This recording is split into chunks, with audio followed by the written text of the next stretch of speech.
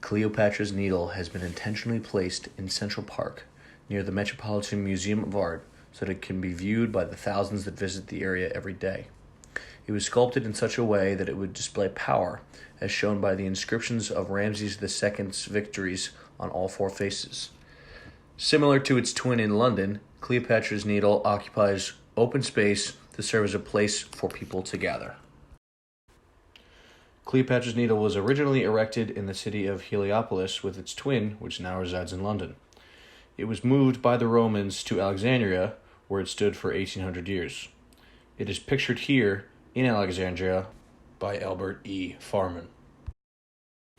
The Egyptian government wanted to give the United States an obelisk. So, financed by Cornelius Vanderbilt, Cleopatra's Needle was transported from Alexandria to New York City in 1880, thanks to the efforts of Henry Gorringe. He was the head of the project to ship and then erect the obelisk in New York City's Central Park. When Gorringe was excavating Cleopatra's Needle, he found tools used by the Romans underneath the pedestal. Gorringe wished to recreate this scenario, and he facilitated donations such as a proof of 1880 coins from the U.S. Treasury Department, weather maps from the War Department, Masonic symbols, and a box of unknown contents given by William Henry Hobart, the editor of New York World. This article from the Scientific American is a primary source from 1879. It reports that Gorringe and his assistant have left New York, bound for Liverpool, and then on their way to Egypt. It details the complex machinery designed by a New Jersey firm to move the obelisk from Alexandria onto the ship and then onto the shore in New York City. Now I will play a short clip from a Met presentation on Cleopatra's Needle by Bob Breer, who is an Egyptologist and senior research fellow at Long Island University Post.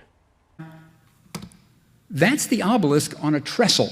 They had to build this trestle to gain enough height to get up to Greywacke Knoll, which is where it rests, and high enough to be lowered on the pedestal. And that's what they built in the dead of winter. That's snow. And the steam engine is here. It has an anchor chain attached to the obelisk, and they winch it along, and then move the steam engine, winch it along. Right? So it's not easy to get it into Central Park, but Gorringe does it. Now this is what looks like a postcard. It's in the exhibition. It has more history than it looks like.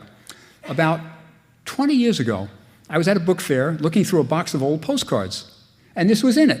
Right? And it looks like a postcard of the Alexandria obelisk, right? But then I turned it over. It's much better than that. Come on, we're building here. It's the invitation to the erection of the obelisk. And there it is, Lieutenant, right? Henry Honeychurch Gorringe, United States Navy, right?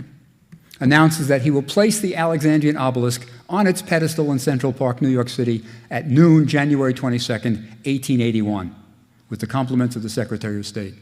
And indeed, that's just what Gorringe did. At noon on January 22nd, it was freezing. He's going to erect the obelisk.